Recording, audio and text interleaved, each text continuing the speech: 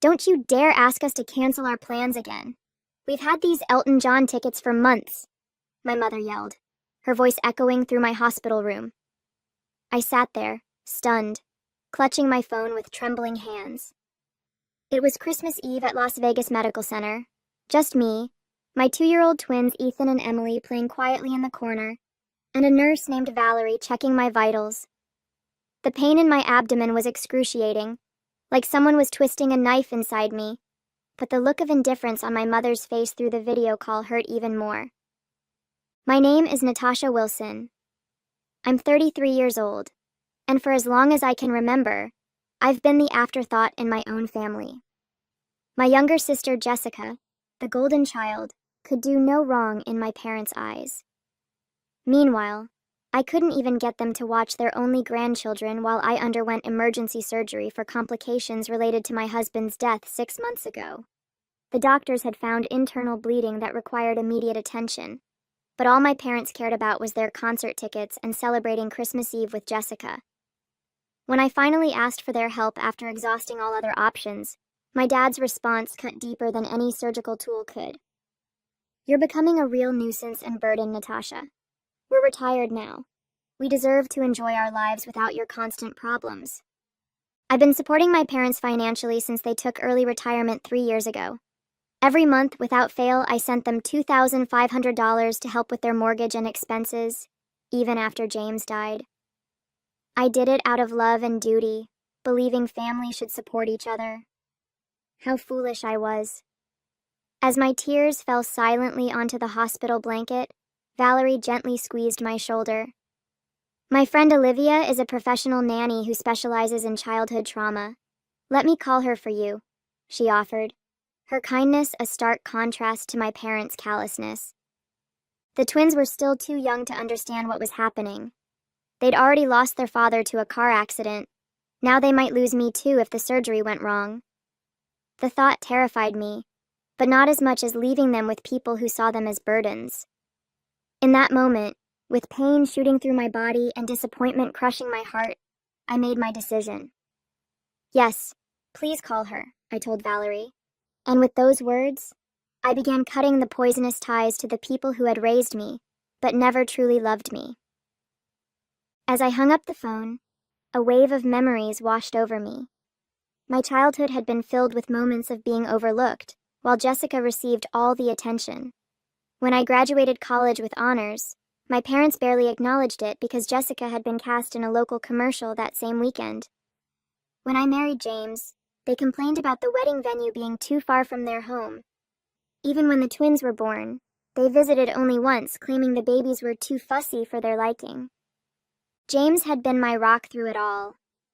He understood the pain of family disappointment, having been estranged from his own father for years. "We'll build our own family," he would say, "one that knows how to love." And we did, creating a warm home filled with laughter and acceptance. But 6 months ago, a drunk driver stole him away, leaving me to raise our children alone while battling depression and grief. Despite my loss, I continued supporting my parents. I even increased the monthly amount when they mentioned struggling with inflation. I wanted to be better than them, to show that family should stand by each other no matter what. The irony was crushing. Here I was, bleeding internally, possibly dying, and they couldn't miss one concert to care for my children. Valerie returned with news that her friend Olivia would arrive within the hour. "She's amazing with kids," Valerie assured me. She used to work with trauma victims at the children's hospital before becoming a private nanny. "How much will this cost?" I asked, worry creeping into my voice. Medical bills were already piling up since James's insurance coverage had limitations. "Don't worry about that now," Valerie said. "Let's focus on getting you ready for surgery." But I was worried. I thought about the $2,500 I was scheduled to transfer to my parents next week. Money that could now help pay for childcare instead. The thought sparked something inside me, a flame of self-preservation that had been extinguished years ago. When Olivia arrived, she was everything Valerie had promised: kind, professional, and immediately connecting with the twins. As hospital staff prepared me for surgery, I made a decision. "Could you bring me my phone one more time?" I asked Valerie. With shaking hands, I sent 2 messages. The first was to my bank, canceling all future automatic transfers to my parents' account. The second was to my parents. I will no longer be providing financial support. My children and I deserve better than being your afterthoughts. Don't contact me again. As they wheeled me toward the operating room, I felt something unexpected through the pain and fear. Freedom. The surgery was successful, but left me weaker than anticipated. I spent 5 days in the hospital, drifting in and out of consciousness, grateful for Olivia, who had gone above and beyond by staying with the twins in my hospital room during the days and taking them to my apartment at night. During one of my more lucid moments, I noticed my phone blinking with notifications, 27 missed calls and numerous text messages from my parents and Jessica. Most of the messages followed a predictable pattern: confusion, then anger, then desperate pleas about their mortgage payment. Not once did they ask how my surgery went, or if the twins were okay. The final message from my father was particularly telling. You can't just cut us off like this. We've planned a cruise next month and the tickets are non-refundable. My sister's messages were different. She seemed genuinely confused. Mom and Dad just told me you were having some minor procedure. What's going on? Why are they freaking out about money? It dawned on me that my parents had lied to Jessica about the severity of my situation to justify their choice of concert over grandchildren. I decided to tell her the truth, sending her the full story while still groggy from medication. Her response came quickly. Oh my God, Natasha. I had no idea it was an emergency surgery. They told me you were just being dramatic about a routine checkup. I would have watched the twins if I'd known. I'm so sorry. I believed her. Jessica wasn't cruel. She had just been raised in an environment where she was taught that her needs came first. Perhaps this revelation would help her see our parents for who they truly were. By the time I was discharged, I had made several decisions. First, I hired Olivia part-time to help with the twins during my recovery. Second, I contacted a lawyer to draft a will designating a trusted friend as the twins' guardian should anything happen to me, certainly not my parents. Third, I blocked my parents' numbers, allowing only Jessica limited contact as I assessed her sincerity. The financial implications of my decision were significant. The $2,500 monthly payment I'd been making to my parents represented nearly a third of my income as a graphic designer. Without that burden, I could actually afford proper childcare, and maybe even start rebuilding the emergency fund that had been depleted after James's death. That night, as I lay in my own bed with the twins sleeping in their room across the hall, I felt a complex mix of emotions. There was guilt, the ingrained feeling that I was somehow wrong for putting myself and my children first. There was fear about managing recovery while caring for 2 toddlers, but there was also an unfamiliar sense of self-respect taking root. My phone pinged with a text from Jessica. I just had a huge fight with Mom and Dad about how they treated you. I'm staying at a hotel tonight. Can we talk tomorrow? Maybe I wasn't completely alone after all. 2 weeks after my surgery, I was slowly regaining my strength. The incision site still throbbed painfully when I moved too quickly, but I was managing better each day. Olivia had been a godsend, arriving each morning to help with the twins while I worked from home. My graphic design clients had been surprisingly understanding about my limited availability, and I was grateful for the remote work that allowed me to stay close to my children. Jessica had visited twice, bringing healthy meals and spending time with the twins. Our conversations were cautious at first, but eventually she opened up about her own experiences with our parents. They always made it seem like you were choosing to distance yourself from the family, she admitted one evening as we watched the twins play. I never realized they were pushing you away. I was beginning to see a new side to my sister, one that had been hidden beneath years of our parents' manipulation. While I wasn't ready to completely trust her yet, I appreciated her efforts. Then came the knock at the door I had been half expecting. Through the peephole, I saw my parents standing in the hallway.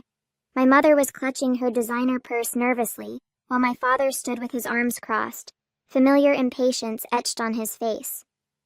I hesitated, heart pounding, before opening the door just enough to speak through the gap. What do you want? I asked, my voice steadier than I expected. Natasha, darling, we've been so worried, my mother began, her sugary tone immediately raising my defenses. You haven't been answering our calls, and we needed to make sure you and the twins were all right. We're fine, I replied flatly. Now, if that's all... It's not all, my father interrupted, pushing slightly against the door. We need to discuss this ridiculous financial situation. The bank called about our mortgage payment, and we had to dip into our cruise savings to cover it. The audacity was breathtaking. No questions about my recovery. No concern for their grandchildren. Just demands about money. I told you I'm cutting financial ties, I said. I meant it. But sweetie, my mother pleaded, her voice rising an octave, we've come to depend on that money. Your father and I adjusted our lifestyle based on your commitment to help us. My commitment? I echoed in disbelief. I've been sending money out of guilt and obligation while you couldn't even watch your grandchildren during my emergency surgery. My father's face darkened. That's not fair, Natasha.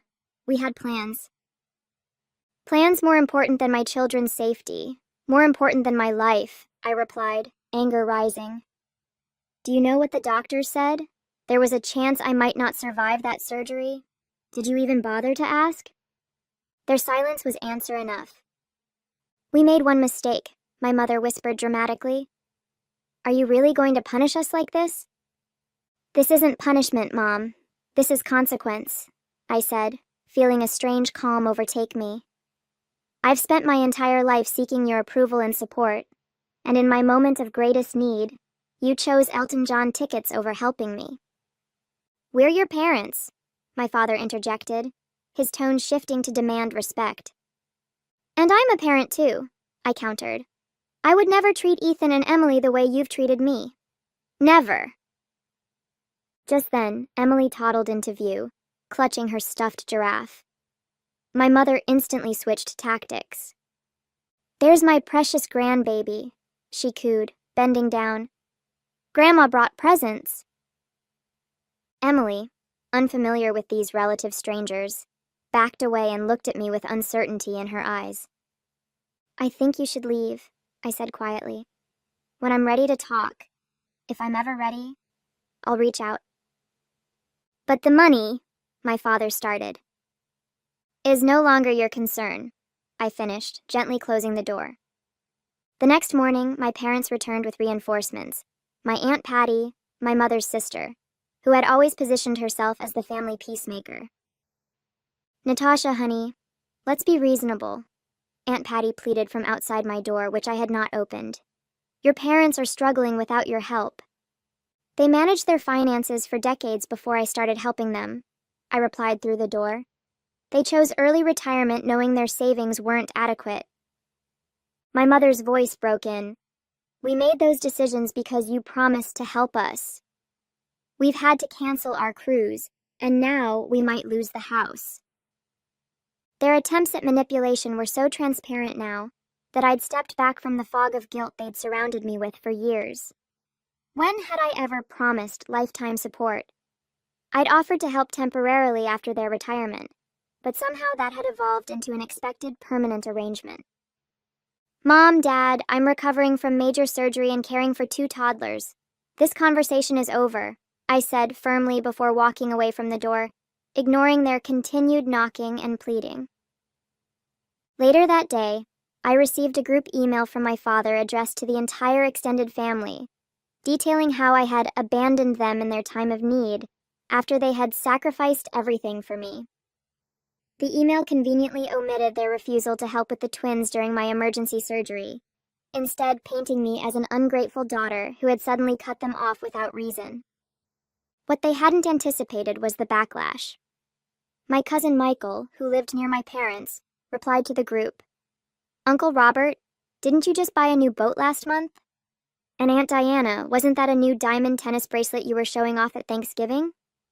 Other family members chimed in, many privately messaging me to ask for the full story. Even Aunt Patty called me directly after learning the truth. I had no idea about your surgery, she admitted. They told me you were just being dramatic about some routine procedure and using it to punish them financially. Meanwhile, Jessica had fully taken my side after witnessing our parents' behavior firsthand. She helped me craft a single, factual response to the family email thread, simply stating, "I recently underwent emergency surgery with a significant risk of complications. My parents refused to watch my children during this time because they had concert tickets. I am now focusing on my recovery and caring for my twins without additional stress." The support that followed was overwhelming. Cousin Michael's wife dropped off home-cooked meals. A second cousin I barely knew offered her services as a part-time babysitter free of charge. Jessica started spending weekends at my apartment, getting to know her niece and nephew while helping me recuperate. Most surprisingly, Valerie from the hospital connected me with a support group for young widowed parents. Their first meeting was held via Zoom so I could participate from home, and for the first time since James died, I felt truly understood by people who had walked my path. My parents' financial situation, meanwhile, deteriorated quickly. They had indeed been living beyond their means, counting on my monthly contributions to maintain their lifestyle of travel and luxury purchases. Jessica discovered they had taken a second mortgage on their house a year ago to buy their boat, assuming I would continue subsidizing their primary mortgage indefinitely. "They've been lying to everyone," Jessica said, shocked after helping them review their finances at their request. "They're not destitute, they're just overspent. They'd be fine if they sold the boat and vacation timeshare." Their increasingly desperate voicemails and texts continued, but with each passing day, their hold on me weakened. I was building something new from the ashes of their betrayal, a genuine support network based on mutual care rather than obligation. 1 month after my surgery, a major unexpected twist occurred. My parents received a foreclosure notice. Jessica called to inform me, her voice a mix of concern and exasperation. "They're in complete panic mode," she explained. "The bank is giving them 60 days to catch up on payments or they'll lose the house." "What about their retirement funds?" I asked, bouncing Emily on my knee while Ethan napped. "Mostly depleted. They spent a chunk on that boat, then invested the rest in some scheme Dad's golf buddy recommended. They lost almost everything," Jessica sighed. "I'm not saying you should help them, Natasha. I just thought you should know."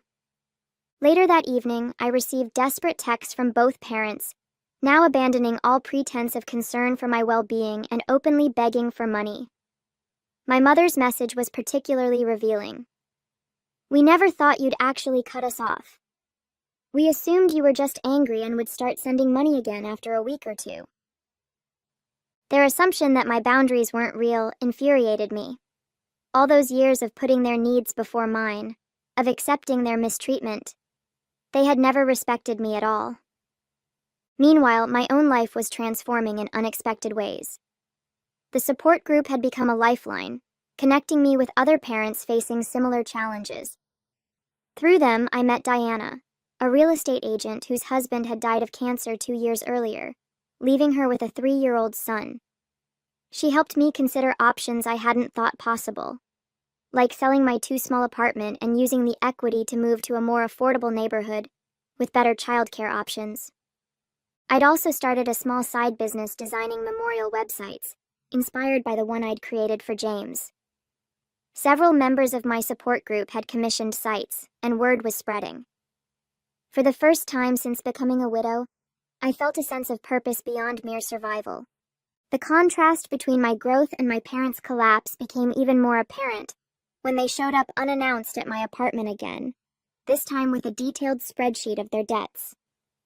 "We need $14,000 to catch up on the mortgage and avoid foreclosure," my father explained, his usual authoritative tone now tinged with desperation. I invited them in, not out of obligation, but because I was curious to hear their perspective now that they were truly facing consequences. "What about selling the boat?" I asked, gesturing for them to sit at my small dining table. "We'd take a loss," my father protested. "And the timeshare?" "We've tried, but the market is terrible," my mother added quickly. "Besides, those are our retirement luxuries." I almost laughed at the absurdity. Luxuries you can't afford. We could afford them with your help, my father countered, his tone hardening. It's the least you could do after everything we've done for you. What exactly have you done for me? I asked quietly, the question hanging in the air like a challenge. The twins chose that moment to toddle into the room, Ethan clutching his favorite truck and Emily babbling happily. My parents' expressions softened instantly. There are our precious babies, my mother cooed, reaching for Emily, who promptly hid behind my legs. They don't know you, I stated simply. You've seen them, 3 times in their lives? You chose not to be involved? That's not fair, my father protested. We're busy people. Too busy for your only grandchildren.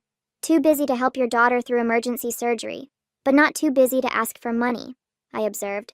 I think that says everything about your priorities. My mother's face crumpled. Whether from genuine emotion or calculated manipulation, I couldn't tell anymore. Without your help, we'll lose everything, she whispered. I lost my husband, I replied, my voice steady. My children lost their father. We survived. You'll survive too. 3 months after my surgery, my parents faced the inevitable.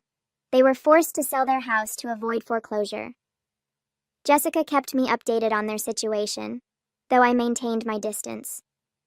They had managed to find a modest condo, significantly downsizing from their 4,000 square foot lakefront property.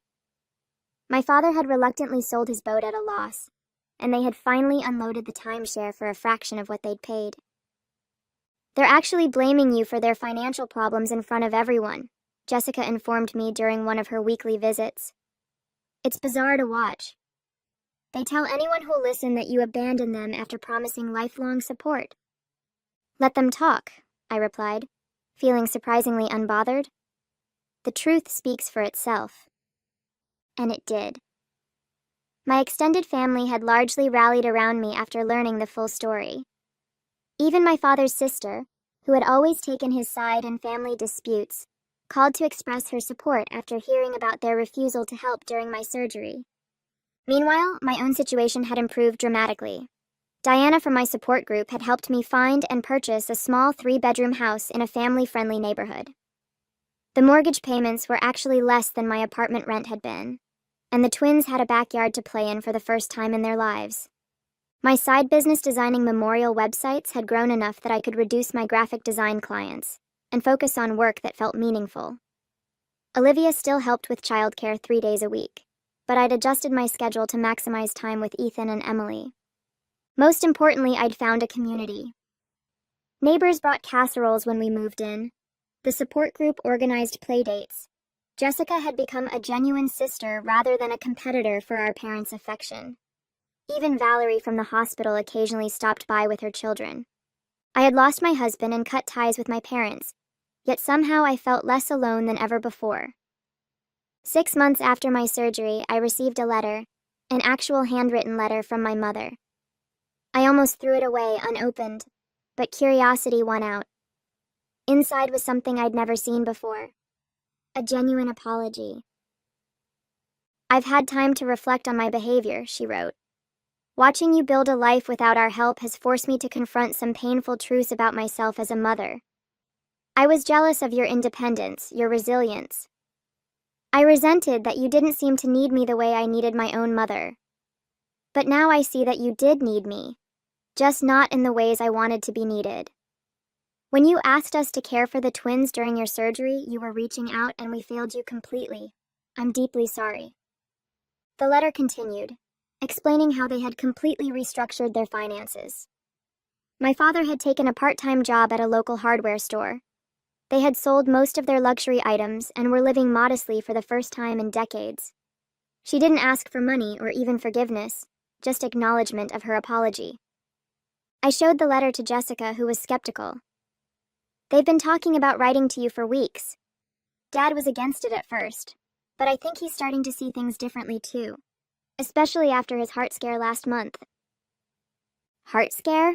I asked, concerned despite myself. Just high blood pressure and chest pains, but it scared him. He's on medication now and actually following doctor's orders, Jessica explained. I think facing mortality has humbled him a bit. I wasn't ready to respond to the letter immediately. I needed time to process my feelings. Was this genuine remorse or another manipulation tactic? Had they truly changed, or were they simply adapting their strategy? That night, I looked at old family photos for the first time since cutting ties. Behind the smiling faces, I saw patterns I'd been blind to before. My parents had always been performers, playing the role of perfect parents while serving their own needs first. A year after my surgery, I finally agreed to meet my parents at a neutral location, a quiet cafe near my new home. When they arrived, I barely recognized them. My father seemed smaller somehow, his confident posture replaced by a humbler demeanor. My mother's designer clothes had been exchanged for simple, practical attire. The twins were with Jessica for the afternoon. I wasn't ready for a family reunion just yet. We sat in awkward silence until my father did something unprecedented. He cried. "I've been a terrible father," he admitted, his voice breaking. "And an even worse grandfather. I don't expect your forgiveness, but I want you to know that I see it now. How selfish we've been." My mother reached across the table, not quite touching my hand, but gesturing toward it. "We've spent months in family therapy," she explained. "It was Jessica's idea, and we resisted at first, but it's been transformative. I didn't rush to forgive them or make promises I couldn't keep. Instead, I shared pictures of the twins and told them about our new life. They listened without interrupting, without making it about themselves, perhaps for the first time ever. As we parted, my father asked quietly, 'Would it be possible someday to know our grandchildren?' I considered this carefully before answering. That depends on your actions, not your words. If you're genuinely committed to change, we can start with short, supervised visits. But understand this, my children will only have relationships with people who respect their mother." Walking away from that meeting, I felt neither the crushing weight of obligation nor the burning resentment that had defined our relationship for so long. Instead, I felt something new. The calm assurance of a woman who knew her worth, who had created boundaries and would enforce them without apology. Whether my parents could truly change remained to be seen, but I had already transformed, from a daughter desperate for approval into a mother fierce in her protection and clear in her expectations.